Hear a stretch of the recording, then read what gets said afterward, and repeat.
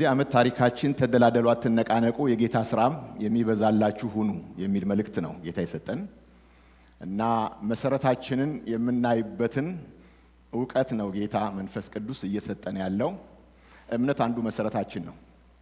ያለ እምነት እግዚአብሔር ደስ ሊለው አይችልም። ጌታ የተባረከ ይሁን። ወደ እግዚአብሔር የሚቀርብ እግዚአብሔር እንዳለ ለሚፈልጉት ደግሞ ዋጋ ሰጪ መሆኑን ያምን ዘንድ ያስፈልገዋል። እግዚአብሔር አለ፣ በእርግጥ አለ። ሕያው እግዚአብሔር አለ። እምነት እግዚአብሔር አለ። ሰነፎች እግዚአብሔር የለም ይላሉ። ነገር ግን ጠቢባን ግን እግዚአብሔርን ያውቁታል፣ ዕውቅና ይሰጣሉ። እንደገና ደግሞ ለሚፈልጉት አምነው ለቀረቡት አፕሮች ለሚያረጉት እግዚአብሔር ዋጋ ሰጪ ነው። እግዚአብሔር እምነታችንን ይከፍላል። ጌታ የተባረከ ይሁን። ለእምነታችን ዋጋ ሰጪ ነው እግዚአብሔር። ስለዚህ በእምነታችን ደስ ይለዋል። ዛሬ ይህንን መልእክት ስዘጋጅ መንፈስ ቅዱስ በተለይ ስለ እምነት ፈተና ነበረ እንዳስብ ያደረገኝ እና እምነት ካልተፈተነ እምነት አይባልም። ታዲያ እምነት ፈተናን ብዬ ሳስብ ምን አደረገ መንፈስ ቅዱስ? ፈተናውን አይደለም የምታሳያቸው፣ ከፈተናው በኋላ የሚመጣውን ውጤት ነዷችሁን። አሜን አሜን። ተፈትናችሁ በኋላ ወርቅ ሆናችሁ ትወጣላችሁ። እግዚአብሔር እጥፍ በረከትን ለእናንተ አዘጋጅቷል። ስለዚህ እስቲ ከመልእክቱ በፊት እግዚአብሔር ምርኮን አዘጋጅቶልሃል በሉት። ጎናችሁ ያለውን ሰው ቢያንስ 2 ሰው 3 ሰው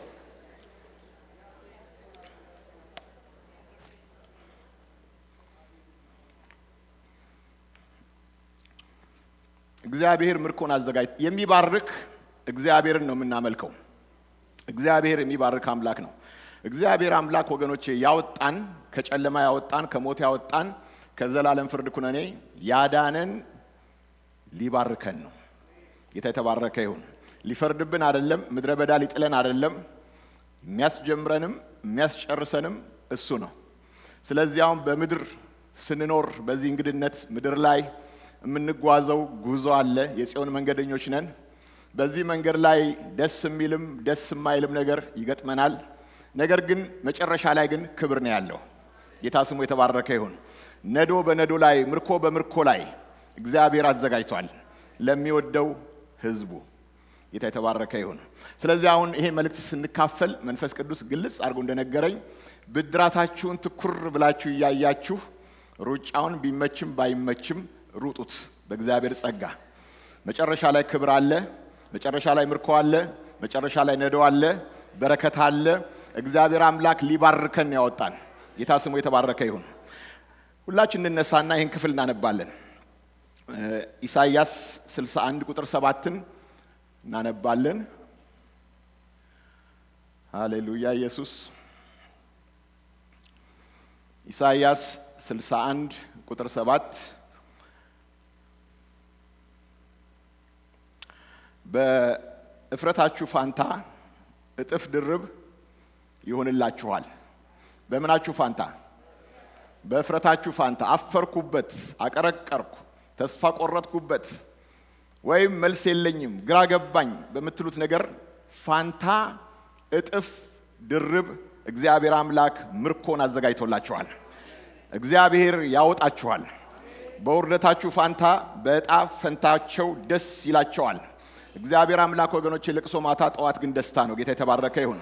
ስለዚህ በምድራቸው ላይ እጥፍ ይወርሳሉ ይላል እግዚአብሔር። በምድራቸው ላይ ስንት እጥፍ ይወርሳሉ? እግዚአብሔር አምላክ ወገኖቼ ሲባርካችሁ ምርኳችሁ ሲመጣ ወደ እናንተ ጋር እጥፍ ምርኮ ሆኖ ይመጣል ይላል እግዚአብሔር። እንደለመነው አይደለም፣ እንደ ጸለይነው ብቻ አይደለም። እግዚአብሔር አብዝቶ ይባርካል። የዘላለም ደስታ ይሆንላቸዋል። ደስታችሁ እስከ መቼ? እስከ ዘላለም። እንጸልያለን። ጌታ ሆይ ስምህ ይባረክ። ሃሌሉያ። እስከ ዘላለም። ታንክ ዩ ሎርድ።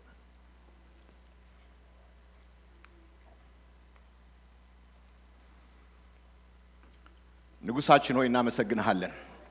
እግዚአብሔር አምላክ ሆይ እናመሰግንሃለን። ጌታ ሆይ ሰላምን ለሕዝቡ ልባቸውን ወደሱ ለሚመልሱ ይናገራል እንደሚል ቃሉ እግዚአብሔር አባቴ ሆይ ለተራበ ሕዝብ፣ ለተጠማ ሕዝብ፣ አንተን ለፈለገ ሕዝብ የምላስ መልስ ያለህ አምላክ፣ የምትናገር አምላክ፣ የምትናገረውም ደግሞ ሕይወትና መንፈስ ጌታ ሆይ በረከት ይሆነልን። እግዚአብሔር ሆይ ስምህ ይባረክ። ይህን ጊዜ ስለሰጠህን እናመሰግንሃለን። በአንተ ማዕድ ዙሪያ ተቀምጠው የሚመገቡ የተባረኩ ናቸው። በንጉሥ ጌታ ሆይ ማዕድ ዙሪያ ተቀምጠው የሚመገቡ የተባረኩ ናቸው። አንተ የምትናገረው ሕዝብ ከአፍህ የሚፈሰውን ማር የሚያገኝ ሕዝብ የተባረከ ነው። በኢየሱስ ክርስቶስ ስም ይሄ ጉባኤ እንዲባረክ ጸልያለሁ። ለምልሞ እንዲወጣ ጸልያለሁ። ለዘመናት የሚቆምበትን ጌታ ሆይ በሕይወት ዘመኑ ሁሉ ለሚያስፈልገው መሰረት እግዚአብሔር ሆይ እውነትህን ተናገረው። አንድም ነገር አይጉደል። ጌታ እግዚአብሔር ሆይ እኔንም ይሄን እድል የሰጠኸኝን ባሪያህን አስበኝ። በጌታ በኢየሱስ ስም አሜን። ጌታ ይባርካችሁ። ቁጭ በሉ። እግዚአብሔር መልካም ነው። አሜን አሜን። እግዚአብሔር መልካም ነው። እግዚአብሔር ደግሞ ትልቅም ነው።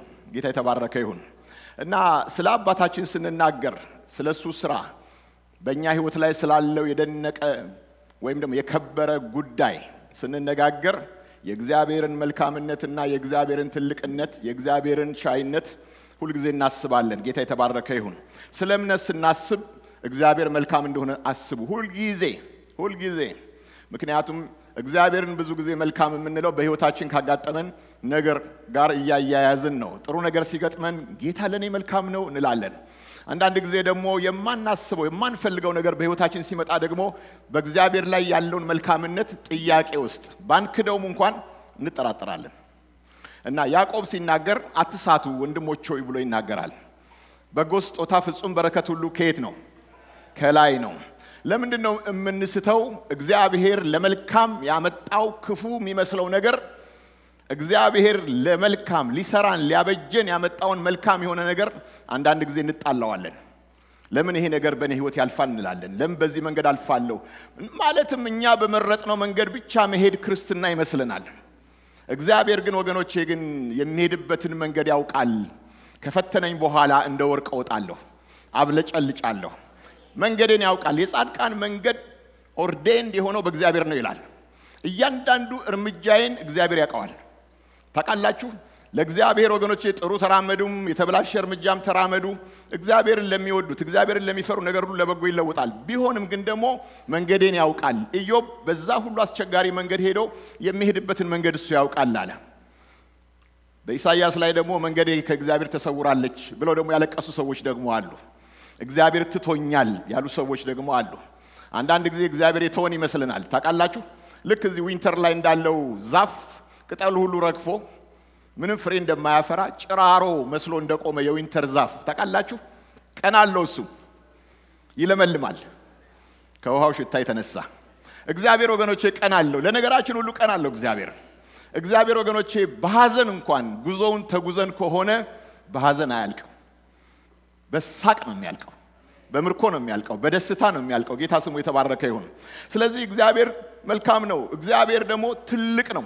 ጌታ ስሙ የተባረከ ይሁን። የእግዚአብሔርን ትልቅነት የኔ መሆንና አለመሆን ሊለካውና በሱ እግዚአብሔር ሊገመት አይችልም። በጣም ትልቅ እግዚአብሔር ነው።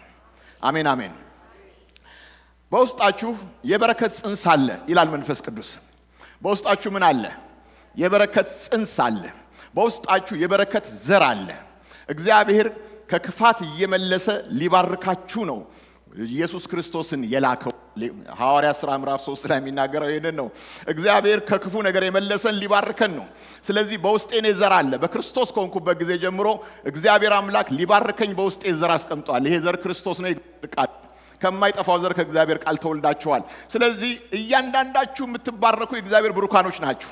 ጠላት የፈለገውን ያውራ፣ ነገራችሁ የፈለገውን ይናገር። ነገር ግን እግዚአብሔር እንደሚናገረው ነው ነገራችሁ። የተባረካችሁ ናችሁ። የተባረኩ ነኝ በሉ። ጎናችሁ ላለው ሰው ንገሩት። ምናልባት እሱ አያውቅ ይሆናል። አንዳንዶች ገና አሁን ያወቁት የተባረካችሁ መሆናችሁን። የተባረካችሁ ናችሁ። ጌታ የተባረከ ይሁን። የበረከት ጽንስ በውስጣችን አለ። ይውላችሁ አብርሃምን እግዚአብሔር አምላክ ጠራው። ሲጠራው እግዚአብሔር አምላክ ጽድቅ አለው። አብርሃምን እግዚአብሔር ባረከው ይላል። ለምንድን ነው የባረከው? አብርሃም አመነ፣ ጽድቅ ሆኖ ተቆጠረለት። አሁን ለአብርሃም እግዚአብሔር የተናገረው ይሄ ጽድቅ የአብርሃም ብቻ አይደለም። በሮሜ ላይ ስትመለከቱ ክርስቶስ ኢየሱስ ከሞት እንደተነሳ ለምናምን ለእኛም ይቆጠርልን ዘንድ አለው። ምኑ? ጽድቅ። እስቲ ጻድቅ ነኝ በሉ። እግዚአብሔር ጻድቅ ብሎ ቆጥሮኛል። ጌታ የተባረከ ይሁን። አያችሁ፣ ጻድቅ ስለሆንኩ ሳይሆን ስለተቆጠርኩ ነው፣ ስላመንኩት ነው። ጌታ የሚናገረውን አምኜ እኔም ጻድቅ ነኝ፣ አንተም ጻድቆች ናችሁ። ጌታ ይባረክ። ይሄ የአብርሃም በረከት በጌታ በኢየሱስ ክርስቶስ ወደኛ መጥቷል። ምክንያቱም ገላትያ 3 ላይ ዘር ብሎ ይናገራል። ይሄም ዘር ደግሞ ክርስቶስ ነው።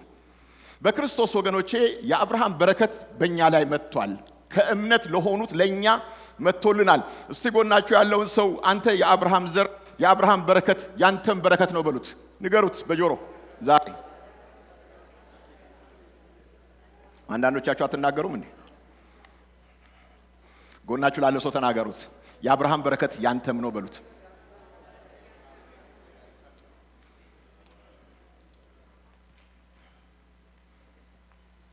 ጌታ ይመስገን። የአብርሃም በረከት የእያንዳንዳችን ነው። በክርስቶስ ኢየሱስ በጌታችን እግዚአብሔር አምላክ ዘር ብሎታል። ያ ዘር ክርስቶስ ነው። በክርስቶስ ኢየሱስ እኔና እናንተ ገላትያ 3 ላይ እንደሚናገር የእግዚአብሔር ብሩካኖች ነን። ጌታ ይመስገን። እግዚአብሔር ለአብርሃም የተናገረውን በረከት ወደኛ አምጥቶታል በጌታ በኢየሱስ። ቅድም እንዳልኳችሁ ሐዋርያት ሥራ ምዕራፍ 3 ላይ ከክፋት እየመለሰ ሊባርከው ልጁን ኢየሱስ ክርስቶስን ሰደደ ይላል። እያንዳንዳችን ሊባርከን ከምን እየመለሰ በሉት እንደገና። ጌታ ይባርካችሁ። ከክፉ ነገር ጌታ አውጥቶ ሊባርከን። ታውቃላችሁ፣ ጽድቅ በሌለበት ቦታ ላይ በረከት የሚባል ነገር ልንጠራ አንችልም። ጽድቅ የሚዘንብበት ጻድቅ በሆነ ሰው ላይ ብቻ ነው። ያ ወገኖቼ ከክፋት መመለስ፣ በተለይ ጴጥሮስ ላይ ይናገራል። ጌታ ቸር መሆኑን ቀምሳችሁ እንደሆነ ብሎ ይሄን ሁሉ ክፉ ነገር ጣሉ ይላል። ክፉን ነገር ጣሉና እንደሚባረክ ሰው ተመላለሱ። ያም የአብርሃም በረከት በጌታ በኢየሱስ ወደኛ እንዲመጣ ካስፈለገ እኔና እናንተ አብርሃምን ውጣ ነው ያለው። አገርህ፣ ወገንህ፣ ከዘመዶች ተለይተ እኔ ወደማሳይ ምድር ውጣ። እዛ እንዳለ አልበረከውም፣ ልባርክ ነው። አሁን ውጣ። ጌታ ይመስገን። እኔና እናንተም ውጡና የተለያችሁ ሁኑ። ጌታ የተባረከ ይሁን። ምን ልንሆን? ልንባረክ። እግዚአብሔር አምላክ ከጨለማው ስልጣን ያወጣን ከክፋት እየመለሰ ሊባርከን ነው። በረከት በእኔና በእናንተ ራስ ላይ ነው። ጌታ ስሙ የተባረከ ይሁን። ስለዚህ ወገኖቼ የበረከት ጽንስ በእኔና በእናንተ ውስጥ አለ። ጌታ ይመስገን። ስለዚህ ምን ይላል መሰላችሁ? መጽሐፍ ቅዱስ ዘዳግም ላይ ሲናገር አምላክ እግዚአብሔር ለአባቶች የማለውን ቃል ኪዳን ምሕረት ለአንተ ይጠብቅልሃል። አምላክ እግዚአብሔር ለአባቶች የማለውን ለነ አብርሃም የማለውን ይስሐቅ፣ ያዕቆብ ለእምነት አባቶች ላመኑት ሁሉ የማለውን ምን ይላል? ቃል ኪዳንና ምሕረት ለአንተም ይጠብቅልሃል። ያ በረከት አብርሃም ላይ አልቀረም፣ እሱ ጋር አልሞተም። እግዚአብሔር አምላክ በክርስቶስ እኛ ጋር ቃል ኪዳን መጥቷል፣ እኛ ጋር ምሕረት መጥቷል፣ እኛ ጋር። ከሱ በኋላ ያለው ቃል ግን ኃይለኛ ቃል ነው። ምን ይላል መሰላችሁ? ስለዚህም እግዚአብሔር ይወድህማል፣ ይባርክህማል፣ ያበዛህማል። እግዚአብሔር አምላክ ይወድሃል። እስቲ ይወደኛል። እግዚአብሔር አምላክ ይባርከኛል። እግዚአብሔር አምላክ ያበዛኛል። በረከቱ በእኔ ላይ ነው። ጌታ ስሙ የተባረከ ይሁን። ታውቃላችሁ፣ እግዚአብሔር አምላክ ይባርካችኋል። ደስ የሚል ቃል ነው። ማን ነው በረከት የሚጠላ? ጌታ ስሙ የተባረከ ይሁን። አሁን እኔና እናንተን እግዚአብሔር ሊባርከን ሲፈልግ ጸጋ ውስጥ ነው ያስቀመጠን። ማለትም የጸጋው ደህንነትና የጸጋው በረከት እኔና እናንተ ጋር እንዲመጣ እግዚአብሔር ፈቀደ። ማንኛውም በረከት በጸጋ ነው። ማለትም የኔና የናንተ ጥረት አይደለም፣ ኪዳን ነው። ጌታ ስሙ የተባረከ ይሁን። ስለዚህ በጸጋ ወደ እኔና እናንተ ጋር ይመጣል። መጽሐፍ ቅዱስ ሲናገር ያንን ደግሞ የእግዚአብሔርን በረከት ለመቀበል ለመሸከም የምንችለው ጸጋው ሲበዛ ነው። መጽሐፍ ቅዱስ እግዚአብሔር ሁልጊዜ ይላል። እስቲ ሁልጊዜ በሉ። ሁልጊዜ ሶስት ሰው ነው ያለው። ሁልጊዜ በነገር ሁሉ ብቃትን አግኝታችሁ ለበጎ ስራ ሁሉ ትበዙ ዘንድ ጸጋን ሁሉ ሊያበዛላችሁ ይችላል። ታውቃላችሁ፣ እግዚአብሔር አምላክ ሁል ጊዜ በረከት ተሸካሚ እንድትሆኑ ጸጋን ሁሉ ሊያበዛ የሚችል አምላክ ነው። በነገራችን ላይ እግዚአብሔር አምላክ የጸጋ አምላክ ነው። ጌታ ስሙ የተባረከ ይሁን። አንዱ ስሙ እግዚአብሔር የምህረት አምላክ ነው፣ የጸጋም አምላክ ነው። እና ለሚገባው ሰው አይደለም እግዚአብሔር ጸጋን የሰጠው፣ ለማይገባው ሰው ነው። ለጠላቶች ለኔና ለእናንተ ነው እግዚአብሔር የሰጠው። ስለዚህ እግዚአብሔር አምላክ በጸጋው እንድንቀበል፣ በጸጋው ሊባርከን፣ በጸጋው ሊያቆመን የሚችል አምላክ ነው። ደስ አይላችሁም? ጌታ ስሙ የተባረከ ይሁን። ስለዚህ ይችላል። እስቲ ይችላል እንበል። ታዲያ ህይወት ወደኛ የሚያመጣው ብዙ አስቸጋሪ ነገሮች አሉ።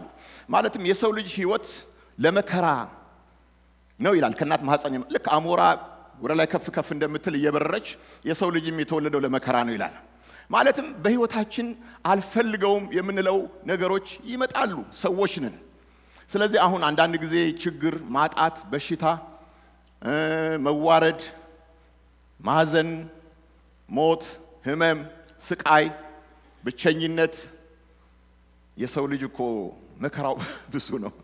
እንደ ቁጥር ካላችሁኝ ብዙ ነገር ነው የምንነጋገረውና የማንፈልጋቸው ነገሮች ናቸው። እነኚህ ነገሮች መጡ ሲባለው ማንም ሰው ሃሌሉያ አይልም።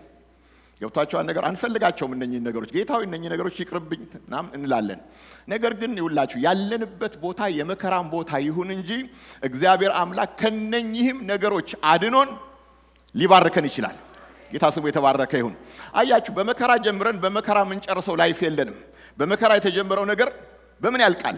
በሳቅ፣ በደስታ፣ በምርኮ፣ በመጽናናት እግዚአብሔር ተገኝቶበት ምስክርነትም ወጥቶበት ጌታ ስሙ የተባረከ ይሁን። ከዚህ ውስጥ አልፎ እኮ እንደዚህ ሆነ። አስገራሚ ነገር ነው። እግዚአብሔር አምላክ ይውላችሁ የኔና የናንተ ህይወት ችግር፣ ሐዘን ተብሎ በሐዘን የሚያልቅ ጉዳይ አይደለም። ያዝናሉ፣ ይጽናናሉ፣ ያለቅሳሉ፣ ይስቃሉ። ለቅሶ አለ፣ ነገር ግን ደግሞ ጠዋት ሳቅ ይመጣል። እግዚአብሔር አምላክ ወገኖቼ ሁሉ ነገር በክፉ ተጀምሮ በክፉ አያልቅም። ደስ ይበላችሁ። ለዚህ ነው መንፈስ ቅዱስ ስለዚህ ነገር ሲጸልይ ነዶን አሳያቸው። ሊመጣ ያለውን በረከት ችግሩን አይደለም የምናየው። ጌታ ኢየሱስ ክርስቶስ እንኳን መከራ ስለኛ ሲቀበል የዕብራውያን ጸሐፊ ሲናገር ከፊት ለፊቱ ስላለው ደስታ በመስቀል ላይ ያለውን መከራ ታገሰ ይላል። ምን አየ ኢየሱስ ክርስቶስ? ከፊት ለፊት ያለ ደስታ። ደስታው እነማን ናቸው? ያውም ሐሴቱ ምሳሌ ላይ ሲናገር በእኔና በእናንተ ልክ እንዴት ነው የመንግስተ ሰማይ ሚስጥር ሲገለጥልን በማቴዎስ 11 ላይ ሐሴት አደረገ ይላል። ሐሴት አደረገ በመንፈስ ተሞልቶ አባቱ ፍቃድ እንዲሆናል ከጥበበኛ ካስተዋይ ሰውሮ ለነኚህ ለምስኪኖች ገለጥክላቸው የእግዚአብሔር መንግስት ሚስጥር ተገለጠላቸው ብሎ በመንፈስ ሐሴት አደረገ። ታውቃላችሁ የእግዚአብሔር መንግስት ብርሃን የሚበራው ለእግዚአብሔር ልጆች ነው። ጌታ ስሙ የተባረከ ይሁን። ታዲያ ወገኖቼ መከራም ራሱ መከራ የሚባለው ራሱ ሲገለጥልን በኋላ ክብር ይዞ መጥቷል። ታውቃላችሁ ከፊት ለፊታችን ክብር ስላለ ነው የምንታገሰው። እና መከራ ትዕግስትን መጽናትን መጽናት ደግሞ ተስፋን እንደሚያደርግ አውቀን በመከራችን እንመካለን። መከራ ያስመካል እንዴ? አዎ። ምክንያቱም አውትካም አለው። የዛ ፕሮዳክቱ አለ። ፕሮዳክቱ ምንድነው ብላችሁ ብትጠይቁ መከራ መጨረሻ ላይ ፕሮሚሱን ያመጣል። ለታገሱ ሰዎች፣ ለጸኑ ሰዎች፣ በመከራ ትጥቃቸውን ላልፈቱ ሰዎች በመከራ ያልቃል ጉዳይ ሳይሆን እግዚአብሔር ከዚህ መከራ መውጫ ተነል አለው ይበራልኛል ጨልሞ አይቀርም ለሚሉ ሰዎች እግዚአብሔር አምላክ ወገኖቼ ተስፋን ፕሮሚስን አዘጋጅቷል። ቀድም ባለፈው ብያቸዋለሁ። እምነታችሁ ካልተፈተነ በምንድነው እምነት መሆኑ የሚታወቀው? ሁሉ ሰው እኮ አምናለሁ እኮ ይላል እኮ ኢየሱስን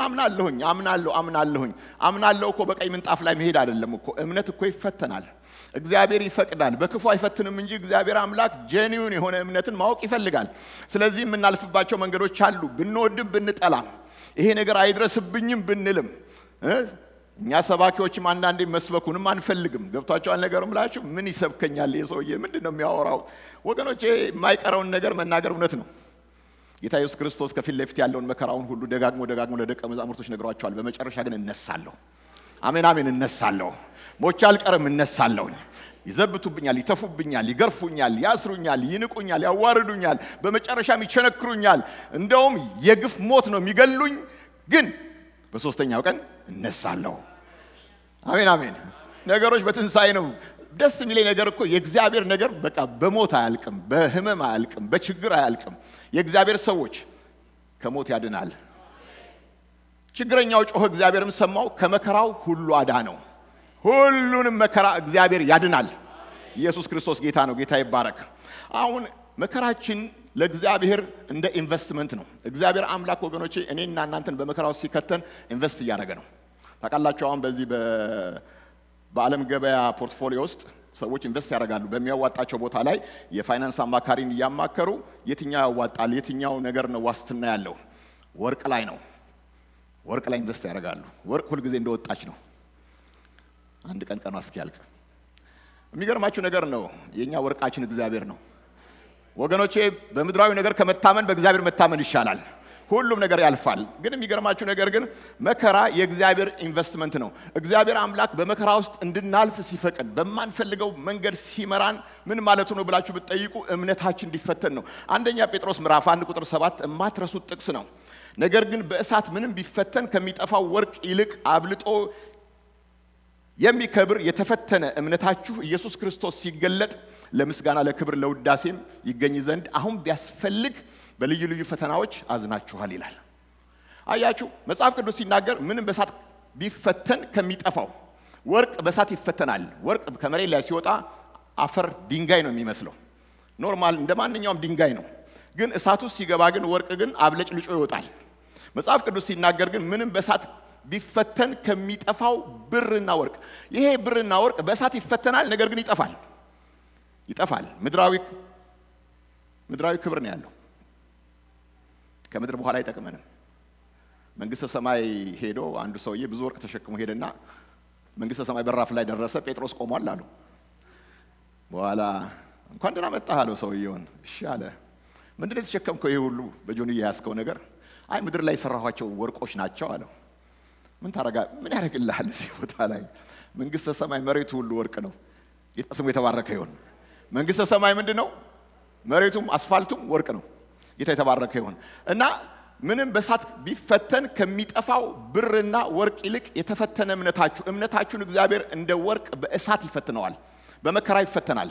ግን መጽሐፍ ቅዱስ ሲናገር ግን ጌታ ኢየሱስ ክርስቶስ ሲገለጥበት ለምስጋና ለክብር ለውዳሴ እንዲሆን ለእግዚአብሔር ክብር እንዲሆን ቢያስፈልግ አሁን በአንዳንድ ፈተናዎቻችሁ አዝናችኋል። ፈተና ለጊዜው ሲመጣ ደስ የማይል ነገር ነው። ደስ አይል ማንም ሰው ሃሌሉያ አይልም ፈተና ሲመጣ። ለሚታገሱት ግን የጽድቅን ፍሬ ያፈራላቸዋል። ለታገሱ ሰዎች መከራን ታግሰው ኢየሱስን እያዩ በጸጋው ያንን መከራ እየዘመሩ እየጸለዩ ለሚሻገሩ ሰዎች ወገኖቼ የኋላ የጽድቅን ፍሬ ያፈራላቸዋል። ጌታ ስሙ የተባረከ ይሁን። ለጊዜው ደስ አይላችሁም። ታዲያ መጽሐፍ ቅዱስ ሲናገር በማንፈልገው መንገድ ወይም በአንዳንድ ችግሮች ስናልፍ ህይወታችን ይቅበዘበዛል።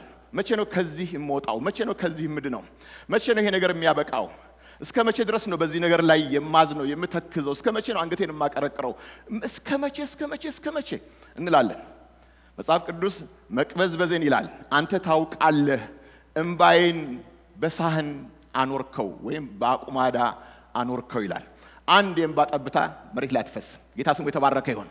የእንባችንን ጠብታ እግዚአብሔር በሳህን ይቀበለናል ወገኖቼ። በሌላ አነጋገር ያ ከጌታ ጋር የተነጋገርንበት ከጌታ ጋር ያወራንበት የሚስጥር ጊዜያችን መቼ ነው የምታሳርፈኝ? መቼ ነው የምትመልስልኝ? ጌታ ሆይ ጮሃለሁ፣ ጸልያለሁኝ፣ ችግረኛ ጮህ እግዚአብሔር ሰማው ነው። መቼ ነው የምትሰማኝ? ለነገሬ ሁሉ መቼ ነው መልስ የማገኘው? እግዚአብሔር አባት ሆይ ብላችሁ ያነባችሁት እንባችሁ አንዷም ጠብታ መሬት ላይ አትወድቅም። በእግዚአብሔር እጅ አለ፣ በአቁማዳው አለች፣ በሳህኑ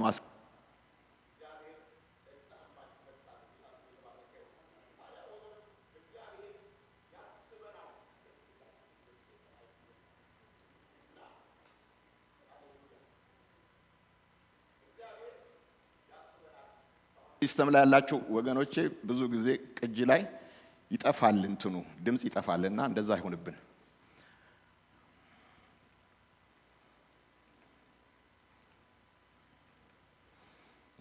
ዛዝግ ነው። አሁን ክፍት ነው። እሺ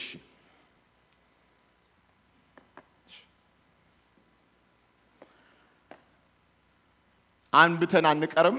እግዚአብሔር ያስበናል። ጌታ ስሙ የተባረከ ይሁን። እግዚአብሔር አሰበ ይላል መጽሐፍ ቅዱሳችን ላይ።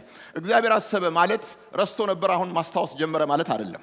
እግዚአብሔር ወገኖች የሚረሳ አምላክ አይደለም። እግዚአብሔር አምላክ ለአንድ አፍታ ለአንድ ሴከንድ አይኖቹ ስለኔ አይከደኑም።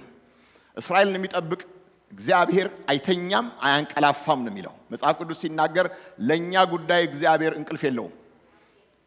የሚጠብቀን አምላክ ይሄ የታመነ እረኛ ሁል ጊዜ አይኖቹ መጽሐፍ ቅዱስ አይኖቹ በምድር ላይ ሁሉ ይመለከታሉ ይላል።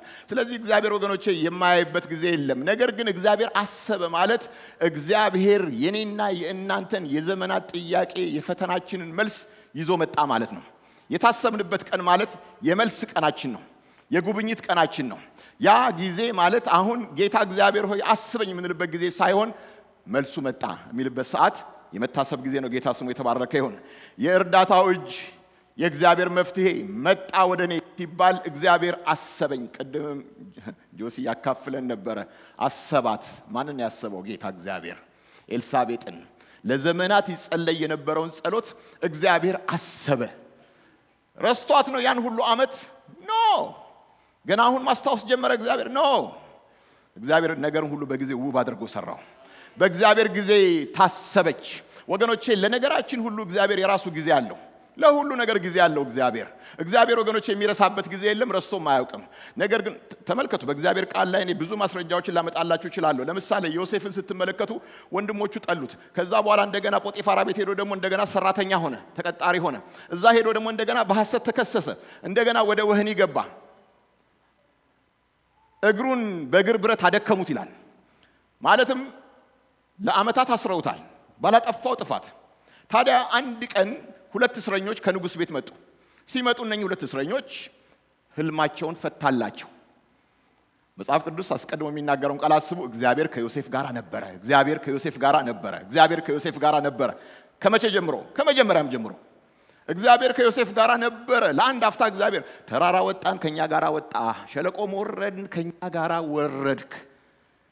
በወጣሁበትና በወረድኩበት ስፍራ ሁሉ እግዚአብሔር በከፍታዬም በዝቅታዬም አምላኬ እግዚአብሔር አንድ አፍታ ሊተወኝ ልብ የለም። እንደዛ አይነት ልብ የለውም አባት። ደስ ይበላችሁ፣ ደስ ይበላችሁ። እረኝነቱ ምንደኝነት አይደለም። ጌታ ስሙ የተባረከ ይሁን። በእግዚአብሔር እረኝነት ከሚመኩ ሰዎች አንዱ መስፍን ብርሃኑ እባላለሁ። ጌታ ስሙ የተባረከ ይሁን። በጣም ነው ደስ የሚለኝ በእግዚአብሔር ጥበቃ፣ በእግዚአብሔር እረኝነት፣ በእግዚአብሔር ታማኝነት። ለአንድ አፍታ ካለኝ ኢኩዌሽን ውስጥ አላወጣውም። የፈለገው ነገር በህይወቴ ውስጥ ይግባና ይውጣ። ነገር ግን የእግዚአብሔርን ታማኝነትና የእግዚአብሔርን አብሮነት ለአንድ አፍታ ከገጠመኝ ነገር ጋር አላወዳድረውም። ስቲል እግዚአብሔር ነው ለኔ። ጌታ ስሙ የተባረከ ይሁን። ይሄ ወገኖቼ እግዚአብሔር ከኔና ከናንተ የሚፈልገው ነገር ነው። ጌታ ይባረክ። እግዚአብሔርን ወገኖቼ የሚለካው የችግራችን ትልቅነትና ማነሱ መብዛቱ አይደለም። እግዚአብሔር ነው። ጌታ ይመስገን። እና ዮሴፍ በዛ ሁሉ ሲያልፍ እግዚአብሔር ከሱ ጋር ነበረ። ግን ዓመታት ተቆጠረ። እነኚህ ሁለት እስረኞች ወህኒ ውስጥ ሲገቡ አንተ ትገደላለህ አለው። ንጉስ ይገድልሃል፣ አንተ ደግሞ ትፈታለህ አለው። የሚፈታውን ሰውዬ አደራህን አስበኝ አለው። እኔን ያለ አግባብ ነው ያሰሩኝና እዚህ ቦታ እባክህ ለንጉስ ንገርልኝ አደራህን።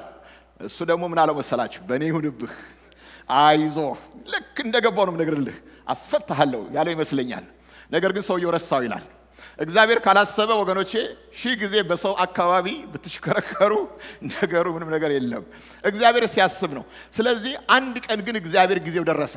ጊዜው ሲደርስ ዮሴፍን በቃ የሚልበት ጊዜ ሲደርስ እግዚአብሔር አምላክ ምን አደረገ? በራሱ በንጉሱ ላይ ከባድ ህልም አመጣ። ማንም የማይፈታው ህልም። የዛን ጊዜ ያ አገልጋይ የተፈታው አገልጋይ ትዝ አለው። ወይኔ ረስቻለሁ፣ ኃጢአት ሰርቻለሁ አለ። ለካዛ አንድ ህልም የሚፈታ ሰው አለ፣ እስር ቤት ያለ ሰው፣ ልክ እንደ ዳንኤል ልዩ መንፈስ ያለው ሰው። ጌታ ስሙ የተባረከ ይሁን። ስለዚህ የንጉሱን ህልም ፈታለት ይላል። ጌታ ስሙ የተባረከ ይሁን። እንዳንተ ያለ ኬት አገኛለሁ? ፕራይም ሚኒስትር። ታውቃላችሁ ለስንት ዓመት ችግረኛ የነበረ ዮሴፍ እግዚአብሔር ሲያስበው በአንድ ሰዓት ውስጥ ሻወር ግባ፣ ልብስህን ቀይር፣ ጸጉርህን ተላጭ፣ በልብት ሽቶም ተቀባ፣ በንጉስ ፊት ከረባትን እሰር። ሃሌሉያ። እዛ ምንድነው ያለው? ሽርጥ ነው ያለው። ሁሉን ነገር አድርግ። አምሮብህ ነው የምትቀርበው ንጉስ ጋር። ጌታ ስሙ የተባረከ ይሁን። እና የሚገርም ነገር ነው። ንጉስ ፊት በቃ ቂቅ ብሎ ቀርብ። ይውላችሁ ውጪው እንዳማረ ሁሉ ውስጡም ያማረ ነው። ጌታ የተባረከ ይሁን። የንጉሱን ህልም ፈታለት። ልክ እንደ ዳንኤል እንደዚህ አይነት መንፈስ ያለው ሰው ከየት ይገኛል? ስለዚህም አንተ ከኔ ቀጥለህ ያለ ሰው ነህ ጌታ። እኔ የምበልጥህ በስልጣን በዚህ በንጉስነቴ ብቻ ነው። በተረፈ ግን አንተ ዩአር ፕራይም ሚኒስተር ብሎ እግዚአብሔር ከፍ አደረገው። ልንገራችሁ፣ እግዚአብሔር ሲያስባችሁ የ30 ዓመት መንገዳችሁ በአንድ ሰዓት። ጌታ ስሙ የተባረከ ይሁን። ሰው በራሱ ጥረት 30 ዓመት ይፈጃል የሚባለውን ነገር እግዚአብሔር ሲጎበኛችሁ። ለዚህ ነው እኮ ሪቫይቫል የሚባለው ነገር እኮ እግዚአብሔር አምላክ መቃብር ሲከፍት የሚባለው ምንድነው? ተሐድሶ ሲመጣ፣ የእግዚአብሔር እጅ ሲመጣ ስንት ዓመት ሰርተን ያላሳካነውን ነገር አቤት አቤት አቤት። አሁን የጌታ መንፈስ በዚህ ቦታ ላይ መቼም ጌታ ኢየሱስ ምን አለ ብታስደንቀኝ ብየዋለሁ። የጌታ መንፈስ በዚህ ቦታ ላይ ቢል ጌታ የተባረከ ይሁን። ድብልቅልቁ ነው የሚወጣው። ከተማ ይሄ ብቻ አይደለም። ከዚህ ከተማ በቃ ሰው ሁሉ በቃ እግዚአብሔር ያህዌ ሻማ እግዚአብሔር በዚህ ቦታ አለ። ይሄ ነው እስኪከፈት ድረስ እግዚአብሔር እስኪመጣ ድረስ እኔ ይሄን ነገር ባይኔ ያለው በአይኔ አየዋለሁኝ። ጌታ የተባረከ ይሁን። ይውላችሁ የእምነት ቃል ማለት የድፍረት ቃል አይደለም። የተናገረኝን ነገር አምናለሁ። ጌታ የተባረከ ይሁን። እግዚአብሔር አምላክ ወገኖች ያልጠበቅነው ነገር ይዞ ይመጣል።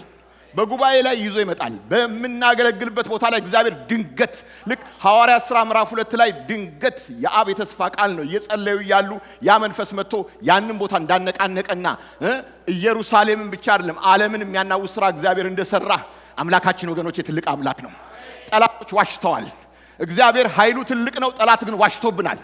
ታውቃላችሁ ይሄ እግዚአብሔር በደካካሞች ሲነሳ አይናችሁ ያያል። ብዙ ታናናሽ ሰዎች ከዚህ ቦታ ላይ እግዚአብሔር አምላክ ሲያስነሳ ታያላችሁ። አሁን ጨለማና ድቅድቅ ጨለማ እዛ ቦታ አለ አይደለም? በዚች ቦታ ግን ከፍ ባለ ተራራ ላይ ግን እግዚአብሔር አምላክ የሱ ክብር ይገለጣል። ብዙዎችን የሚጠራ ክብር የእግዚአብሔር ጣት ለሚፈሩ ትታወቃለች። እግዚአብሔር ይመጣል፣ ስሙን ያስከብራል፣ በልጆቹ ስሙን ይቀድሳል። ጌታ ስሙ የተባረከ ይሁን። ዮሴፍ ተጎበኘ ይላል የእግዚአብሔር ቃል ማለት እግዚአብሔር ያስበናል። እግዚአብሔር ያስበናል። እግዚአብሔር ይመስገን። ታውቃላችሁ እግዚአብሔር እንደማይረሳ የእግዚአብሔር ቃል በተለይ ዕብራውያን ላይ ሲናገር ምዕራፍ 6 ላይ እግዚአብሔር የሰራችሁትን ሥራ ለስሙም ያሳያችሁትን ፍቅር ይረሳ ዘንድ አመፀኛ አይደለም። አመፀኛ አምላክ አይደለም እናመልከው። እግዚአብሔር አምላክ የሰራችሁትን ሥራ ለእግዚአብሔር ሰርታችኋል፣ ሥራችሁን ያየዋል። ለስሙ ፍቅር አላችሁ፣ ለስሙ ያሳያችሁትን ፍቅር ይረሳ ዘንድ አመፀኛ አይደለም። ሪዋርድ ያደርጋል። ጌታ ስሙ የተባረከ ይሁን። ስለዚህ እግዚአብሔር አይረሳም ነው የምላችሁ። እና መጠባበቅ የሚለው ቃል የጥንካሬና የለውጥ ውጤት ነው። እግዚአብሔር ስንጠብቅ እንጠነክራለን፣ በውስጣችንም ለውጥ አለ። ይውላችሁ መጠባበቅ እግዚአብሔርን መጠበቅ ማለት ለራሳችን ወገኖቼ ለህይወታችን መታደስ አቅም፣ ብርታት፣ ጉልበት የምናገኘው በመጠበቅ ውስጥ ነው። መጠበቅ ወገኖቼ ለጊዜው ደስ አይለንም፣ ግን ስንጠብቅ ግን እግዚአብሔር ውስጣዊ መታደስን በህይወታችን ውስጥ ያመጣል። የምንጠብቀው እየጠወለግን አይደለም። የምንጠብቀው ባዶነት እየተሰማን አይደለም። እግዚአብሔር ራሱ አለው እያለን ነው የምንጠብቀው። ለዚህ ነው መከራ ትዕግስትን የሚለው ቃል። በመከራችን የምንታገስበት ምክንያት እሱን ተማምነን ስለሆነ የምንጠብቀው እግዚአብሔር አምላክ በውስጣችን መለኮታዊ አቅም፣ ጉልበት፣ የመጠበቂያ አቅም ይሰጠናል። ጌታ የተባረከ ይሁን። ዝም ብለን የምንጠብቅ ሰዎች አይደለም። ጌታ የተባረከ ይሁን። እግዚአብሔር ከኛ ጋር አለ እና የሱን ሰማያዊ ኃይል እናገኛለን። ጌታ ስሙ የተባረከ ይሁን። ማለት መጠበቅ የሚለው ቃል ራሱ ዲፋይን ስናደርገው በራሳችን ኃይል፣ በራሳችን ጥበብ፣ በራሳችን ችሎታ እግዚአብሔርን መጠበቅ ማለት አይደለም። መጠበቅ ማለት ጌታ ሆይ እኔ አልችልም አንተ ግን ትችላለህ ማለት ነው። ታውቃላችሁ የራሴን ችሎታ፣ ጥበብ፣ ያለኝን ልምምዴ ምናምንን ወደ ጎን አስቀምጬ እግዚአብሔርን በሱ ጥበብ እግዚአብሔርን ለመጠበቅ እሺ ማለት ጌታ ስሙ የተባረከ። ያ ነው መጠበቅ ራሱ ዴፊኒሽኑ። እና እግዚአብሔርን ስንጠብቅ ሶስት ትልልቅ ነገሮች ይሆናሉ እንድናስበው የሚያስፈልገን። የመጀመሪያው ታጋሽ ሰው እንሆናለን። የሚጠብቁ ሰዎች ትዕግስተኛ ናቸው። መለኮታዊ አቅም ሲሰጠን ቀድሞ የሌለን የልብ ስፋት እናገኛለን። ዳዊት ሲናገር ልቤን ባሰፋኸው ጊዜ በትእዛዝ መንገድ ሮጫለሁ ይላል። ታውቃላችሁ የእግዚአብሔርን ነገር ለማድረግ ራሱ የልብ ስፋት ያስፈልጋል። የሚጠብቁ ሰዎች ራሳቸው ዲቫይን የሆነ መለኮታዊ የሆነ የእግዚአብሔርን ካራክተር ውስጣቸው ይገባል። እግዚአብሔር አምላክ ወገኖቼ አንዱ ትልቁ ባህሪው እግዚአብሔር አምላክ ታጋሽ እና እኔና እናንተም አሁን ስንጠብቅ በቃ ትዕግስት እንደ ሞተ ሰው ሆናችሁ ስትጠብቁ። አብርሃም እኮ ስንት ዓመት እንደጠበቀ ታውቃላችሁ? 25 ዓመት በቃ። ከዛ ከአድባር ዛፍ ስር ተቀምጦ ምንም ተስፋ የሌለው ሰው እስኪመስል ድረስ እግዚአብሔር የረሳው እስኪመስል። አያችሁ ትዕግስትን የምናገኘው እንደዛ ነው። እኔ ብዙ ጊዜ ብያችኋለሁኝ የልብ ስፋት ከፈለጋችሁ እግዚአብሔር ጸሎታችሁ እሱ ከሆነ የምታልፉበት መንገድ አለ ጌታ የሚወስዳችሁ። ልክ እንደ ጋሽ ኬዳሞ ጸሎት አባባ ትዕግስተኛ እንዲሆን ጸልዩልኝ ብሎ ተንበረከከ እግራቸው ስር። እሳቸውም እጃቸውን ጭነው ጌታ ሆይ በመከራ አሳልፈው እንደ አባባ ትዕግስትን ነው እኮ የምፈልገው። ልጄ ሆይ በመከራ ካላለፍክ ትዕግስትን ከየት ታመጣዋለህ? ለዚህ ነው መከራችሁን አታባክኑ የምትባሉት። የምታልፉባቸው መከራዎች ራሳቸው በእኛ ውስጥ ሰርተው የሚሄዱት የከበረ ነገር ስላለ ጌታ የተባረከ ይሁን። ስለዚህ በመጠበቅ ውስጥ ትዕግስት አለ፣ በመጠበቅ ውስጥ መጽናት አለ። መጽናት ማለት እሱ ሳይመጣ እግዚአብሔር አምላክ እንደሚመልስልኝ እርግጠኛ መቆም። ልቤ ጽኑ ነው፣ አቤቱ ልቤ ጽኑ ነው። ጌታ የተባረከ ይሁን። ጸንቼ ጠብቀዋለሁኝ፣ አላፈገፍግም፣ ወደ ቀኝ አልልም፣ ወደ ግራ አልልም፣ እጠብቀዋለሁኝ። ያ ጽናት ጌታ የተባረከ ይሁን። እምነት ደግሞ ሶስተኛው በመጠበቅ ውስጥ አማኞች ትሆናላችሁ። እና ምንድነው የምትጠብቀው አንተ ሰው ስትባሉ እግዚአብሔር እንኳን እግዚአብሔርን ታክሲ ትጠብቅ የለ እንዴ ኡበር እንዴ ሰውን ይጠብቅ የለ እንዴ የምጠብቀው እግዚአብሔርን ነው ይመጣል ጌታ ስሙ የተባረከ ይሁን ስለዚህም ወገኖቼ ትዕግስተኛ ጽኑ ሰው አማኝ ሰው እንሆናለን እግዚአብሔር አምላክ ወገኖቼ ቶሎ ብሎ ጥያቄያችንን ከመመለስ ብቻ ጉዳይ የለውም ከፈለገ እግዚአብሔር እያንዳንዱ ገና ጌታ ሆይ ስንል መመለስ ይችላል እግዚአብሔር እኛን በከረሜላ አይደለም የሚያጫውተን እግዚአብሔር እኛን ወገኖቼ ወደሱ ክብር ያስገባ ነው የሚያነጋግረን ስለዚህ ትዕግስት መጽናት እምነት እነኚህ ሁሉ ኳሊቲ የሆነ ላይፍ በእኛ ውስጥ እንዲገቡ እግዚአብሔር የሚፈቅደው መንገድ አለ የራሱ መንገድ አለ እኛም አንፈልጋቸው ናቸው ብዙ ጊዜ አንፈልጋቸውም እነኚህ ነገሮች ግን ብንታገስባቸው ግን ጌታ ይጠቀምበታል ጌታ ይባረክ ታዲያ ምን እላችኋለሁ መሰላችሁ ስትጠብቁ እግዚአብሔር አይዘገይም እስቲ አይዘገይም ብሉ እግዚአብሔር አይዘገይም ለአንዳንዶች የሚዘገይ ነው የሚመስላቸው ነገር ግን ጌታ ስለ ተስፋ ቃሉ አይዘገይም ወገኖቼ በእኛ ሰዓት ነው የዘገየ የሚመስለን እኛ የምንፈልግበት ሰዓት አለ አሁን ነው የምንፈልገው እንላለን እግዚአብሔር ደግሞ ጠብቀኝ ይላል ጌታ የተባረከ በለሷን የጠበቀ ፍሬዋን ይበላል ጌታን የጠበቀስ ይከብራል ጌታ የተባረከ ይሁን በራሴ ጊዜ እመጣለሁ ጠብቀኝ ይላል ጌታ እግዚአብሔር ምን ያህል እንዳመንከኝ ማወቅ እፈልጋለሁኝ ስለዚህም ጠብቀኝ ጌታ ስሙ የተባረከ ይሁን ስለዚህም እግዚአብሔር አምላክ ጊዜ አለው ዕንባቆም ሲናገር ራእዩ ገና እስከ ተወሰነ ጊዜ ነው ቢዘገይም እንኳን ታገሰው ምን አለ ቢዘገይም እንኳን ታገሰው ይመጣልና አይዘገይምም እና እግዚአብሔር ይመጣል የሚቀር አምላክ አይደለም ላንተ ነው የዘገየ ይመስለ ቢዘገይም ግን ይመጣል ታገሰው ወገኖቼ ይሄ ያለንበት ዘመን በተለይ የመጨረሻው ዘመን ጢሞቴዎስ ላይ እንደሚናገር አንድ አስጨናቂ ዘመን ይለዋል ትውልዱ ችኩል ነው በቃ ዛሬ ጀምሮ ዛሬ ነው የሚፈልገው ታውቃላችሁ በጣም ሲርበን ማክዶናልድ ስንሄድ በመስኮት በኩል የምናዘው ሳንድዊች አለ አይደለም ወዲያው ለራቦ ሰው በቃ አንዴ አኛኛኝ ልክ እንደ ከረሜላ ሙሽሽ ብላ ታልቃለች ቶሎ ትመጣለች ነገር ግን የሚገርመው ነገር እሷ ነገር ደግሞ የኋላ ገዳይ ነች አሉ ዝም ብላችሁ ከበላችሁ ኦርጋናችሁ ፌል ያደርጋል ከጥቂት ጊዜ በኋላ በጣም ነገሩ ግን ሲበላ ግን ይጣፍጣል ልክ እንደ ሱስ ነው በቃ ምንም ጊዜ ሳትፈጁ ቶሎ ኢንስታንት የሆነ ነገር ወገኖች እግዚአብሔር አምላክ ህይወታችን እንደዛ አያጠፋውም ጸንተን የምንቆም ሰዎች ነው የሚያደርገን በእግዚአብሔር ተስፋ ላይ የሚቆሙ ችኩል ያልሆኑ እግዚአብሔርን የሚጠብቁ ቢዘገይም እንኳን ይመጣል ታገሰዋለሁ የሚሉ ወገኖቼ ክርስቲያን ማለት ክርስቶስን የሚከተሉ ታጋሾች አድርጎ ይባርካችሁ ጌታ የተባረከ ይሁን እና እግዚአብሔር ይባርከን እና ቢዘገይም ይመጣል አይዘገይም እና አንዳንድ ጊዜ በቃ እግዚአብሔር ቆየብኝ እግዚአብሔር ዘገየብኝ ባይገርማችሁ የጠበቅኳቸው ነገሮች አሉኝ እኔ አሁን ብነግራችሁ መቼም ለእናንተ መናገር የለብኝም እንጂ እግዚአብሔር ታገሰው ይመጣል የሚለኝ ነገሮች አሉኝ ስንት ዓመት የጸለይኩባቸው የሚገርማችሁ በውስጤ መንፈስ ቅዱስ አሁንም እንደሚል ተቃላችሁ ጠብቀው ይሄን እኮ ለሰው አታስረዱትም ለሰው ከባድ እኮ ነው ጠብቀው እመጣለሁ ጠብቀኝ እግዚአብሔር ይባርከን አብርሃም እግዚአብሔር ጠብቃለው እግዚአብሔር የብዙ ህዝብ አባት የሚል የተስፋ ቃል ያገኘው በ75 ዓመቱ ነው እግዚአብሔር አምላክ ባንተ ዘር አንተ ትባረካለህ ብቻ አይደለም አህዛብ ሁሉ ይባረካል ዓለምን ሁሉ ባንተ ባርካለሁ ይሄ ትልቅ የተስፋ ቃል ነው እግዚአብሔር የተናገረው የሚባርኩን እኔ ባርካለሁ የሚረግሙን ረግማለሁኝ እና ታላቅ ስም ነው ማደርግልህ አለው ባቤል ላይ ስማቸውን ትልቅ ለማድረግ የፈለጉ ሰዎች ነበሩ ቋንቋቸውን ደበላለቀው እግዚአብሔር አንድ ምዕራፍ ወደ ኋላ ስትሄዱ ባቤሎችን ታገኛላችሁ ስማችን እናስጠራ ታላቅ እናርጋለሁ እግዚአብሔር አምላክ ይሄንን ታላቅ እግዚአብሔር የሌለበትን ታላቅነት ደበላለቀና ቋንቋቸውን እንዳይግባቡ አድርጎ ምስራቅ ምዕራብ ሰሜን ደቡብ ቻይና ኮሪያ ኢትዮጵያ አፍሪካ ጋምቤላ አደረገን የሚገርማችሁ ነገር እና ድብልቅልቃችን ወጣ አንዱ ሲናገር አንዱ አይገባውም ያ ወገኖች እግዚአብሔር የሌለበት ክብር ሰው በዛ አይነት ህብረት ቢሄድ ኖሮ አይከለከልም ግን ራሱን ያጠፋል እግዚአብሔር የሌለበት ዩኒቲ ሁሉ ጊዜ የሚገርማችሁ ነገር ስኬት ነው የሚመስለው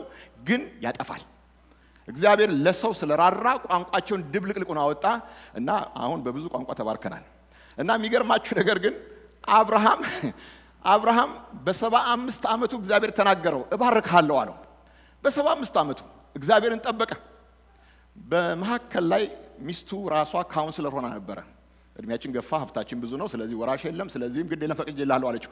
አብርሃም እግዚአብሔርን ከመስማት ሚስቱን የሰማበት ጊዜ ነበር። ፌል አድርጓል። እስማኤል ወጣ በዛ ውስጥ። እስካሁን ድረስ ችግር ነው። ግን የሚገርማችሁ ነገር ግን እግዚአብሔር ደግሞ የመታደስ አምላክ ነው። እንደገና አብርሃምን አረመው።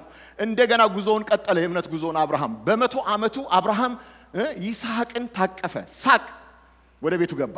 ሳቅ 25 ዓመት እና አብርሃምን እግዚአብሔር አምላክ የእግዚአብሔር ወዳጅ፣ የብዙ ህዝብ አባት፣ ኔሽኖች አባት የሚል ስም የመጣለት ጠብቆ ነው። ጌታ የተባረከ ይሁን።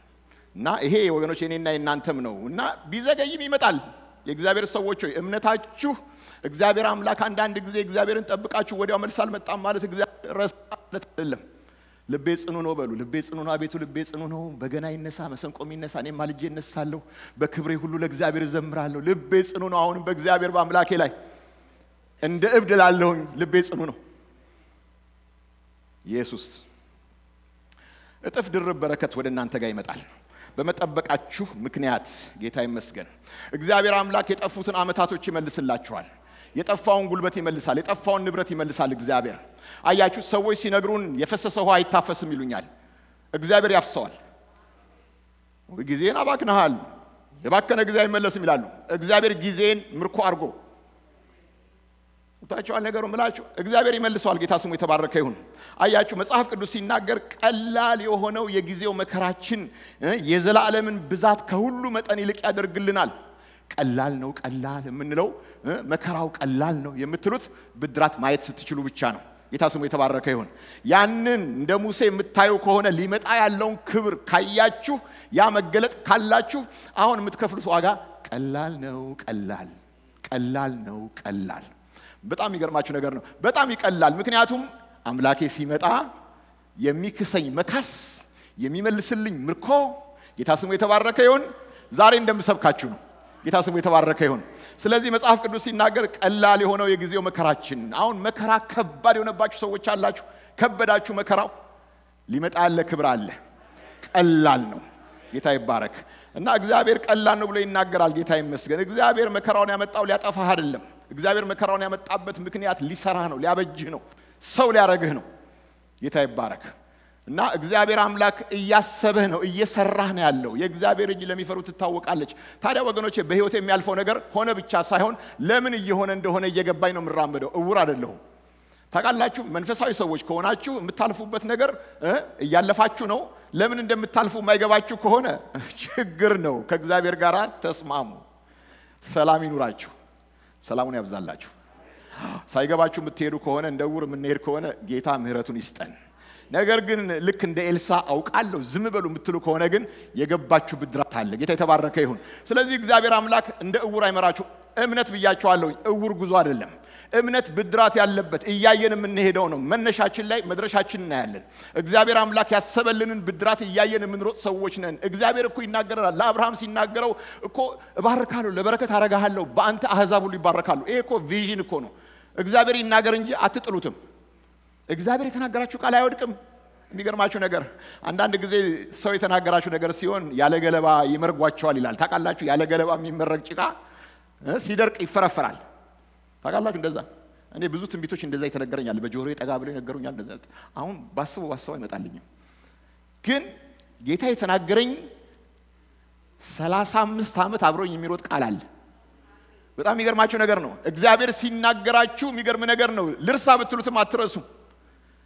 ሰው ሲናገራችሁ ግን ለጊዜው ደስ ይላችኋል። በኋላ ግን ምን ብሎ የነበረ ጌታ ይባርካት። ከኔ ይልቅ ጁዲ ታስታውሳለች። ለጁዲ ሲነግራት እሷ የዛሬ 7 ዓመትም ታስታውሰዋለች።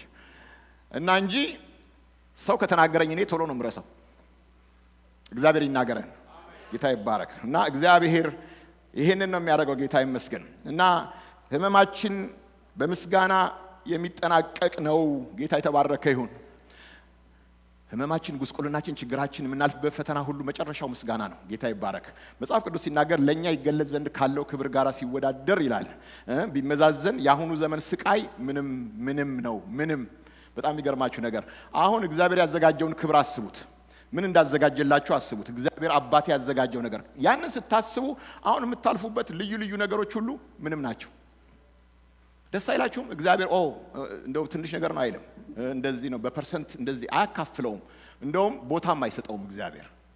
ያ ለእናንተ ክብርን ነገር ሰርቶ ያልፋል። ቢሆንም ግን ይሄ ነገር ግን ችግር ነው፣ መከራ ነው። እግዚአብሔር ምንም ነው። ጌታ ይባረክ። በሌላ አነጋገር እግዚአብሔር መልሱን ይዞ ሲመጣ የዛ መልስ ክብር ብዙ ምስጋና ከእናንተ ውስጥ ያወጣል። እግዚአብሔር ይሄንን ነው የሚያደርግላችሁ በህይወታችሁ። ጌታ የተባረከ ይሁን። ለቅሶ በሌሊት ይመጣል፣ ጠዋት ምን ይሆናል? ሳቅ ነው የሚሆነው፣ ደስታ ነው የሚሆነው። ገብታችኋል? እንደ መሻ አይቀርም፣ ሌሊቱ ይነጋል። አሁን መዝሙር ይመጣልኛል። ጌታ የተባረከ ይሁን። እንደ መሻ አይቀርም፣ ሌሊቱ ይነጋል። መሻ አይቀርም፣ ሌሊቱ ይነጋላችኋል። ጌታ የተባረከ ይሁን። እና እግዚአብሔር እንደዛ ነው የሚለው። እና ምን አለ መሰላችሁ ጌታ ለእስራኤሎች በብዙ መከራ ውስጥ ሲያልፉ ተምች፣ አንበጣ፣ ደጎበያ፣ ኩብኩባ የበላውን ዘመን ሁሉ እመልስላችኋለሁ። በሌላ አነጋገር ተምች በልቶታል፣ ደጎበያ፣ ኩብኩባ። እንግዲህ የእስራኤሎች ሀብታቸው እርሻቸውን ግን አንበጣ ደግሞ አንድ አመት አይደለም። ታሪኩን ብታነቡ የእስራኤሎች ታሪክ አመት እንደገና በሚቀጥለውም አመት በሶስተኛውም አመት የአንበጣ መንጋ እየመጣ ብቻ አስቡት እንግዲህ ዘሩንም አያስቀርላቸውም እንኳን የሚታጨደውን ነገር ቀርቶ እና ይሄንን ዘመን እኔ መልስላችኋለሁ። ጌታ የተባረከ ይሁን። ይሄንን አንበጣ የበላውን እና እግዚአብሔር ድካማችሁን ብቻ አይደለም የሚመልሰው፣ ነገር ግን ጊዜያችሁንም ጭምር ነው ምርኮ አድርጎ የሚሰጣችሁ። ታውቃላችሁ የደከማችሁበትን ነገር እንደገናም ደግሞ የባከነውን ጊዜ፣ የባከነውን ጉልበት፣ የባከነውን ገንዘብ የምትሉት ነገር በሙሉ እግዚአብሔር ሲመጣ እመኑት ብቻ እግዚአብሔርን ምርኮ አድርጎ ያመጣላችኋል። ጌታ ቀድም እያቸዋለሁኝ የፈሰሰ ውሃ ይታፈሳል፣ በእግዚአብሔር አይን ይታፈሳል። ጌታ የተባረከ ይሁን። ተበልቷል የምትሉት ነገር እግዚአብሔር አምላክ ወደ ምርኮ አድርጎ ብዙ ምርኮ አድርጎ እግዚአብሔር አምላክ ያመጣል። በለቅሶ ትዘራላችሁ፣ በደስታ ትለቅማላችሁ። ጌታ የተባረከ ይሁን። ታውቃላችሁ አሁን መዝራት ጨለማው ቢሆን፣ ሐዘኑ ቢሆን፣ ትካዜው ቢሆን፣ ገና ምንም ፍሬ ያልታየበት ጊዜ ቢሆን እግዚአብሔር አምላክ ፈጥኖ አጨዳውን ያመጣል። ጌታ ይመስገን። ሳቁን ያመጣል፣ ደስታውን ያመጣል። ጌታ ስሙ የተባረከ ይሁን። መከራን ወደ መከር ይለውጣል። ጌታ ስሙ የተባረከ ይሁን። ስለዚህ መለኮታዊ ፍጥነትን አስቡ። እግዚአብሔር በፈጣን ሁኔታ ምርኳችሁን ይመልሳል። ልብ ብላችሁ ስሙኝ። እኔ ዝም ብዬ አልናገራችሁም። እግዚአብሔር በፈጣን ሁኔታ ምርኳችሁን ይመልሳል። የሚያምን አንድ ሰው ብቻ ያገኛል። ጌታ የተባረከ ይሁን። ይሄ ወገኖቼ የእግዚአብሔር አፍ ነው። እግዚአብሔር ነው ይሄን የሚናገረው። ምን አለ መሰላችሁ? እግዚአብሔር አምላክ አራሹ አጫጁን የሚደርስበት ወራት ይመጣል። ታውቃላችሁ አሁን ይሄ ሰውዬ ገና እያረሰ ነው የሚሉ ሰዎች አሉ። ገና መሬቱን እያረሰ ነው፣ ገና አልዘራም፣ ገና አልበቀለለትም፣ ገና አዝመራው አልነጣለትም። አራሹ አጫጁ ጋር ይደርሳል አለ እግዚአብሔር። ታውቃላችሁ አጭጃለሁ፣ መከሬ ውስጥ ተትቻለሁ፣ ይሄን ያህል ጎተራ ውስጥ አለኝ የሚል ነው። እግዚአብሔር ከዚህ ገና ይጀምራል የተባለውን በመለኮታዊ ፍጥነት እዛኛው አጫጁ ጋር ያመጣዋል። በጣም አስገራሚ ነገር ነው የእግዚአብሔር ስራ ሲመጣ። እግዚአብሔር ወገኖቼ አክሲለሬት ያደርጋል፣ በቃ ነገሮችን ያፈጥናል። እግዚአብሔር ይሄን የሚናገረው እግዚአብሔር ቃል ነው። የእግዚአብሔር ጉብኝት ይሄን የሚያደርገው የ20 ዓመት ስራ በአንድ ሰዓት ይሰራል። እግዚአብሔር ወገኖቼ እነኚህን ታጋሾች ይጠቀምባቸዋል፣ ያስነሳቸዋል። እጁ በእነሱ ላይ ይቀመጣል። ታምነውበታልና እግዚአብሔር ይክሳቸዋል። እነሱ ራሳቸው የክብር መገለጫዎች ናቸው። እግዚአብሔርን ያወቁትና የጠበቁት ይውላችሁ። እኛ አስበነዋል፣ ተስፋ አድርገነዋል፣ በማዳኑ ደስ ይላል፣ ጠብቀነዋል ይላሉ። እነሱ ደግሞ እንደ ሰባ እንቦሳ ይፈነጫሉ። እነኚህ ሰዎች ናቸው የሚጎበኙት። እባካችሁ በእግዚአብሔር ላይ ልባችሁ ይረፍ። በአምላካችሁ ኩሩበት። ግዴላችሁም፣ አያሳፍራችሁም። ይሄ እግዚአብሔር አያችሁ፣ እግዚአብሔር የሚጠበቅ አምላክ ነው። ጠብቀ ነው ደግሞ እናገኘዋለን። ጌታ ስሙ የተባረከ ይሁን። በፍጥነት ነገራችንን ያድሳል። ጌታ የተባረከ ይሁን። በዓለም ላይ የምታዩት ፈጠነ የሚባለው ነገር የእናንተ መንኮራኩር ይበልጣል። እነሱ 1000 ዓመት የሰሩትን እናንተ በአንድ ሰዓት ትሰሩታላችሁ። ጭራሽ ዓለም ጥበብ ፍለጋ እዚህ ትመጣለች። የእግዚአብሔር እጅ ባለበት ቦታ ላይ ጌታ ይመስገን፣ ጌታ ይባረክ። እና ኢዮብን ተመልከቱ። ኢዮብ በአንድ ጊዜ ንብረቱ ጠፋ፣ ጤናው ጠፋ፣ 10 ልጆቹ ጠፉ በአንድ ጊዜ። እግዚአብሔር ኢዮብን ሊባርከው ሲፈልግ ስለ ወንድሞቹ ጸልይ አለው። አሁን እግዚአብሔር ኢዮብን ሊያስበው ሲል ደረሰ። ሲዝኑ ሲመጣ ታውቃላችሁ ኢዮብ በብዙ ነገር ልቡ ተከፍቷል። በገዛ ወንድሞቹ በገዛ ጓደኞቹ እነኛ ሰዎች ሊያጽናኑ መጥተው በቁስሉ ላይ ቁስል የጨመሩበት ሰዎች አሉ። ጠዝጥዞታል። አንተ ሰው እኮ ንብረት እኮ የጠፋው እኮ ምን ኃጢአት ሰርተህ ነው? እኔ ይውላችሁ እኔ በጣም የሚገርመኝ ነገር አለ። ቶሎ ብለን ለነገሮች ጥቅስ አትፈልጉ። እርግጠኛ ሆኑ ለምትናገሩት ነገር። እና ኢዮብን ብዙ ችግር አወሩበት፣ ሰበኩበት። እግዚአብሔር ደግሞ ለነሱ ጸልይላቸዋል። መባረክ ትፈልጋላችሁ? የእግዚአብሔር ሰዎች ለወንድሞቻችሁ ጸልዩ። ይውላችሁ ይቅር የምንለው ለራሳችን ጥቅም ነው፣ ለሰውየው ወይም ለሴትየው አይደለም። ይቅር የምንለው ለራሳችን ጥቅም ነው። እግዚአብሔር እንዲጎበኛችሁ ከፈለጋችሁ ወንድሞቻችሁን እህቶቻችሁን ይቅር በሉ። አለቀ በቃ። የዚህን ያህል ነገሩ ቀላል ነው። ኢዮብ ያ ፈጣን የሆነ የእግዚአብሔር እጅና በረከት ወደ ህይወቱ እንዲመጣ ምን መደረግ ነበረበት? ስለ ወንድሞቹ መጸለይ ነበረበት። ኢዮብ ለወንድሞቹ በጸለየ ጊዜ መከራ ነገሩን አልዘጋውም። ይልቁንም እግዚአብሔር አምላክ ምርኮ በምርኮ ላይ ያደረገለት። መጽሐፍ ቅዱስ ሲናገር በእጥፍ ባረከው ይላል። ጌታ ስሙ የተባረከ ይሁን። በእጥፍ ይባርካችሁ እግዚአብሔር። ከውርደት ወደ ከፍታ መጽሐፍ ቅዱስ ሲናገር ችግረኛውን ከመሬት ያነሳል፣ እንደገናም ደግሞ ምስኪኑን ከጉድፍ ያስነሳል እግዚአብሔር አምላክ። ይውላችሁ ሐና ስትጎበኝ እግዚአብሔር ቀኑ ሲደርስ አትታበዩ፣ በክፉም አትናገሩ አለች። በቃ እና እግዚአብሔር አዋቂ ነው። አሁን ሐና ስትጎበኝ አያችሁ፣ ቀንዴ ከፍ ከፍ አለ፣ አፌ በጠላቶች ላይ ተከፈተ አለች። አሁን ሐና ለብዙ ጊዜ የዝምታ አልቃሽ ነበረች። ጊዜ መቼ ነው? ፍናና ታስመርራት ነበር ይላል የእግዚአብሔር ቃል ላይ ብዙ ነገር ስለሷ ይናገራል። ሐና ሁሉ ጊዜ ባዶ ነች። ጸሎት ቤት ስትሄድ ሁሉ ምንም ነገር የላትም። የሚገርመው ነገር ከሐና ጋር እግዚአብሔር አለ ብላችሁ ለመናገር በጣም ከባድ ነው በዛ በመታልፍበት ነገር። የሚገርመው ነገር ግን ጊዜው ደረሰ። እግዚአብሔር አምላክ ጎበኛት። ያውም ጉብኝቱ ደግሞ መጽሐፍ ቅዱስ ሲናገር ቀንዴ ከፍ ከፍ አለ፣ ቀንዴ ከፍ ከፍ አለ፣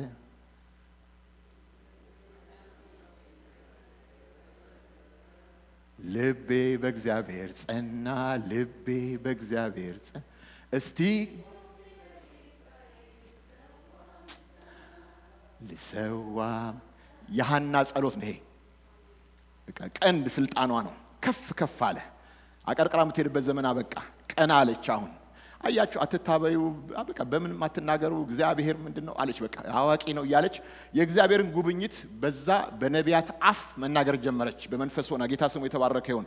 እና ሐና ችግረኛውን ከመሬት ያነሳል፣ ምስኪኑን ከጉድፍ ያስነሳል። ትቢያ፣ ጉድፍ፣ የተከመረ ቆሻሻ። አያችሁ አንዳንድ ጊዜ እኮ እግዚአብሔርን ስትጠብቁ ትቢያ፣ ጉድፍ፣ የተከመረ ምናምን አይነት ነገር እኮ ነው። ጋርቤጅ እስክትበስሉ ድረስ እኮ ነው እኮ ሰዎች እኮ እንደ ጉድ እኮ እኔ ለወንድሞቼ በቃ እንግዳውን ኩባቸው ይላል። በቃ ልክ እንደ ጉድ ነው የሚያዩኝ ይላል። በቃ የገዛ ወንድሞቹ በራሳቸው ታውቃላችሁ። አንዳንድ ጊዜ እንደዛ ነው የምትሆኑት። እና ከትቢያ ነው ያነሳኝ እግዚአብሔር ትላለች። እና ከአለቆችና ከህዝብ አለቆች ጋር አስቀመጠኝ፣ ከፍ ከፍ አደረገኝ፣ ከፍ ከፍ አደረገኝ። ጌታ ስሙ የተባረከ ይሁን። የእናንተ የመከራ ጊዜ መነሻ ነው እንጂ መድረሻ አይደለም። መድረሻችሁ ክብር ነው። አስረግጬ ነግራችኋለሁ ወገኖቼ። ዛሬ ያለቀሳችሁበት ነገር ለዘላለም አታለቅሱበትም። እግዚአብሔር ቀንዴ ከፍ ከፍ አለ ያሰኛችኋል። በጠላቶቻችሁ ላይ አፋችሁ እንዲከፈት እግዚአብሔር እድል ይሰጣችኋል። ዘመን ይመጣል።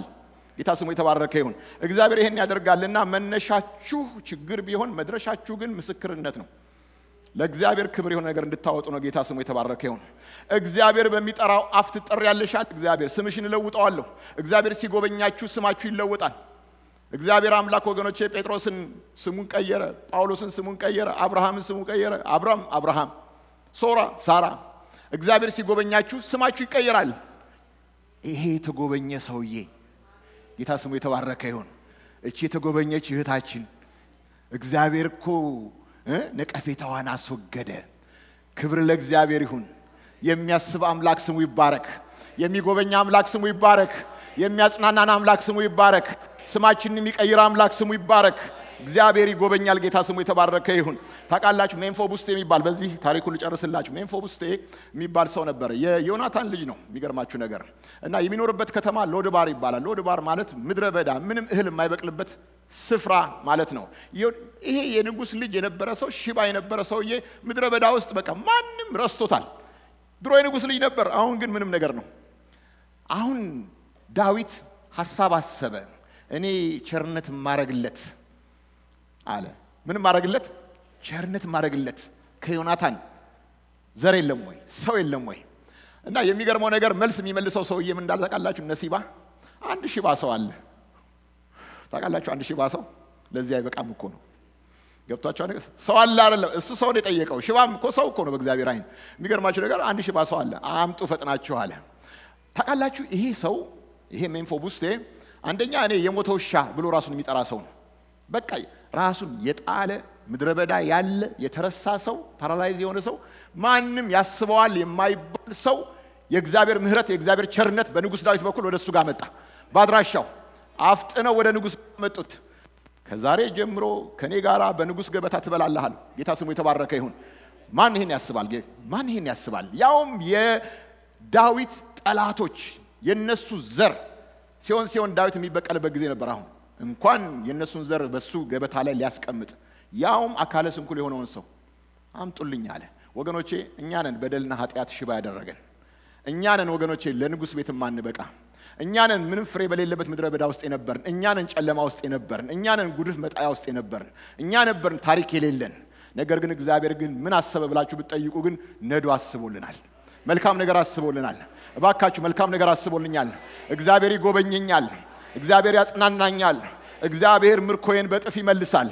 እግዚአብሔር አፌን በሳቅ ይሞላል በሐዘን የተጀመረ ታሪኬ በሐዘን አያልቅም በምስክርነት ያልቃል ለእግዚአብሔር መልካም ነገር ይወራል የኔ ስም የእግዚአብሔር ምልክት ድንቅና ተአምር ይሆናል እግዚአብሔር አምላክ የክብሩ መገለጫ ያደርገኛል እግዚአብሔር አምላክ ይጠቀምብኛል እናንተ ናችሁ ይሄ ሰው ጌታ ሆይ እናመሰግናለን ተነሱና ክብር ለእግዚአብሔር እንሰጣለን ጌታ ክብር ለሱ ይሁን ሃሌሉያ